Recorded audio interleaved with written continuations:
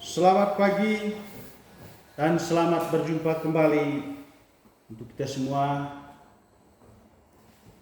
Pada kesempatan ini kita kembali mempelajari mata pelajaran kitab suci dan kita akan menggumuli tema tentang sabda Allah dalam bahasa manusia.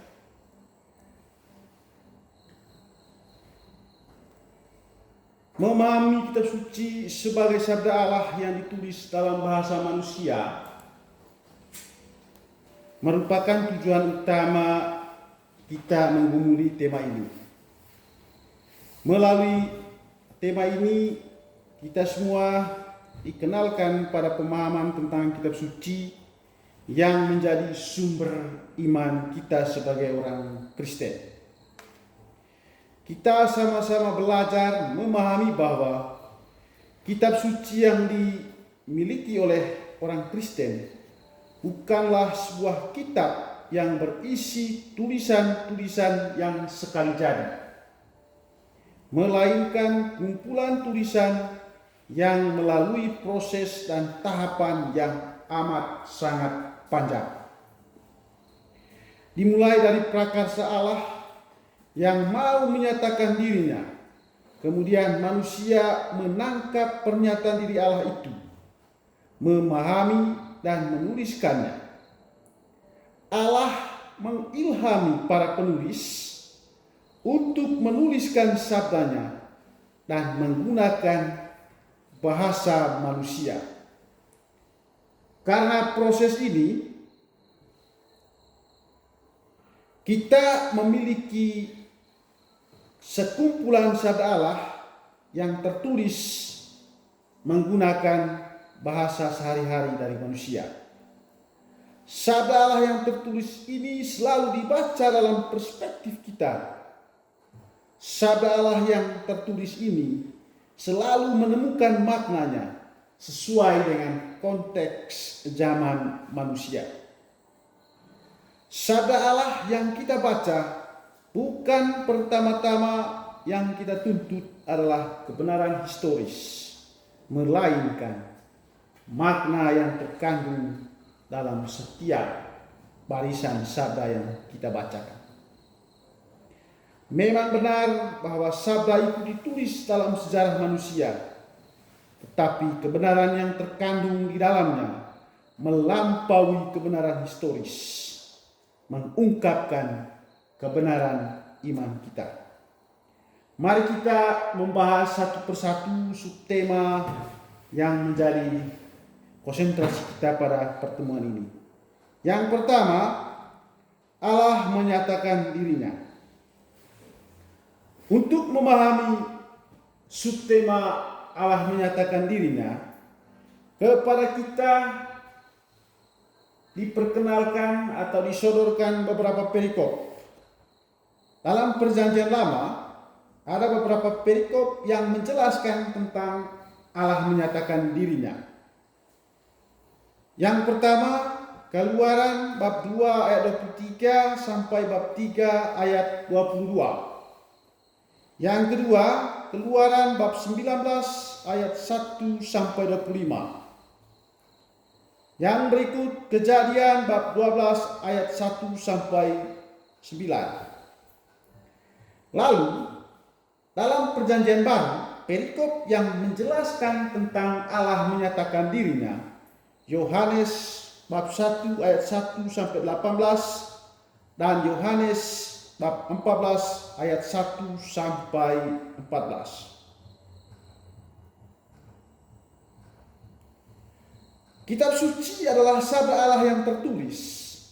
Sabda Allah atau Allah bersabda tidak berarti Allah berbicara seperti manusia berbicara dengan sesamanya.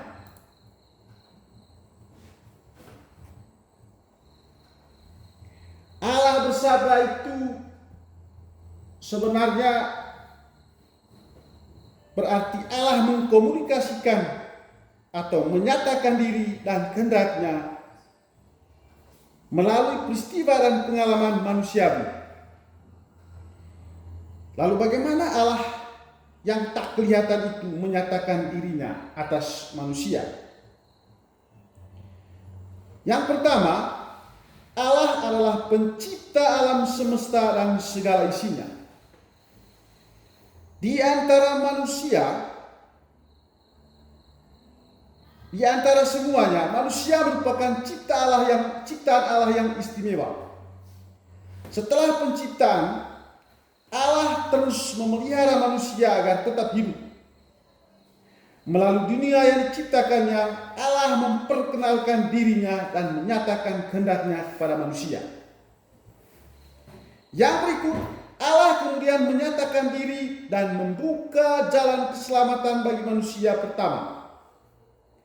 Ketika mereka jatuh ke dalam dosa, Allah masih menuntun mereka dengan menjanjikan keselamatan. Ini terdapat dalam Kejadian bab 3 ayat 15. Allah memelihara manusia dan mengasihinya, serta berjanji mengaruniakan hidup yang kekal kepada manusia. Bandingkan Roma bab 2 ayat 6 sampai 7. Selanjutnya, Allah menyatakan dirinya kepada Abraham dalam Kejadian bab 12 ayat 1 sampai 9 dan menjanjikan keturunan serta akan menjadi bapa segala bangsa. Dalam perjalanan waktu, Allah terus menjalin dan membina hubungan dengan Israel, keturunan Abraham, melalui perantaraan para nabinya, supaya mereka mengakui Dia sebagai satu-satunya Allah yang hidup dan supaya mereka mendambakan penebus yang dijanjikan. Yang berikut, puncak dari seluruh pernyataan diri Allah adalah dengan mengutus putra tunggalnya, yaitu Yesus Kristus. Bandingkan Yohanes bab 1 ayat 1 sampai 18. Melalui ajaran dan karyanya, Yesus menyampaikan sabda Allah dan kehendaknya. Subtema yang berikut, manusia memahami dan menuliskan sabda Allah. Dari pengalaman manusia sehari-hari,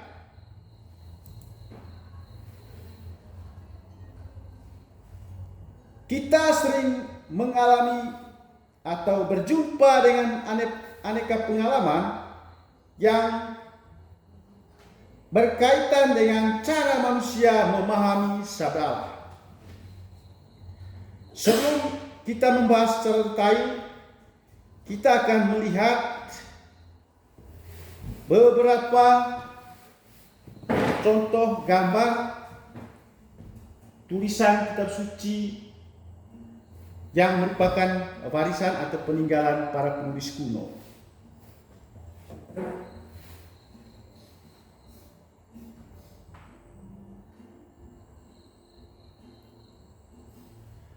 Ketika kita melihat gambar dan mencermati tulisan-tulisan para penulis kuno, khususnya penulis kitab suci, kita akhirnya menemukan dan memahami bahwa Allah dalam kehendaknya selalu hadir dalam diri manusia-manusia tertentu. Manusia-manusia yang diilhami secara khusus untuk memaknai setiap pengalaman melalui tulisan-tulisan suci. Namun sebelum terbentuk sebagai sebuah tulisan, sabda Allah itu bisa diketahui melalui tradisi lisan. Tradisi lisan itu adalah tradisi sebelum dimulainya tradisi tulis menulis. Nah, cara mereka mengungkapkan pernyataan diri Allah tentu berbeda antara satu penulis dengan penulis yang lain. Hal ini dikarenakan karena pertama, konteks zaman. Yang kedua, faktor kemampuan dari penulis itu sendiri. Untuk faktor zaman, para penulis hidup dalam ruang dan waktu yang berbeda. Karena itu tulisan yang mereka hasilkan sangat sesuai dengan konteks dan zaman mereka hidup. Yang berikut berkaitan dengan kecakapan atau kemampuan pribadi. Para penulis memiliki kemampuan dan cara tangkap secara pribadi atau berbeda untuk memahami setiap pernyataan diri Allah yang diwariskan atau yang diwahyukan melalui mereka. Peran Allah tampak jelas dalam proses ini. Allah menggunakan kecakapan dan kemampuan para penulis suci untuk memaknai pesan-pesan yang hendak disampaikan oleh Allah kepada manusia. Sesuatu yang patut disadari dalam kaitan dengan kecakapan pribadi para penulis adalah para penulis itu adalah manusia yang memiliki keunikan masing-masing sebagai anugerah yang terindah dari Allah. Jadi, para penulis menulis sesuai dengan kecakapan pribadi. Artinya, para penulis menulis sesuai dengan keunikan dan kemampuan masing-masing.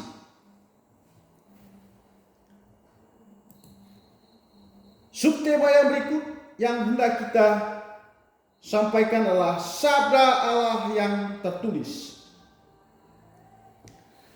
Banyak teks dalam Alkitab yang menunjukkan bahwa Allah menyatakan dirinya melalui sabdanya, dan sabda itu ditulis oleh para penulis sesuai dengan waktu, tempat, dan kecakapan masing-masing penulis. Banyak dalam Alkitab yang memberikan petunjuk tentang hal itu. Misalnya, di Gunung Sinai, Allah berfirman kepada Musa, "Tulislah segala firman, sebab berdasarkan firman ini telah kuadakan perjanjian dengan engkau dan Israel." Bandingkan Keluaran bab 34 ayat 27. Yosua sebagai pengganti Musa juga disabdakan demikian. Menuliskan semuanya itu dalam kitab hukum Allah.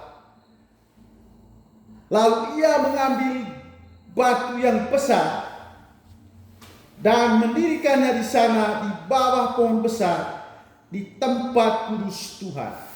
Bandingkan Yosua bab 24 ayat 26. Dalam perjanjian baru, Petrus menyinggung kebiasaan Paulus yang suka menulis surat kepada jemaat atau perorangan. Petrus mengatakan, "Anggaplah kesabaran Tuhan kita sebagai kesempatan bagimu untuk beroleh selamat, seperti juga Paulus, saudara kita yang terkasih, telah menulis kepadamu menurut hikmat yang dikaruniakan kepadanya." Bandingkan 2 Petrus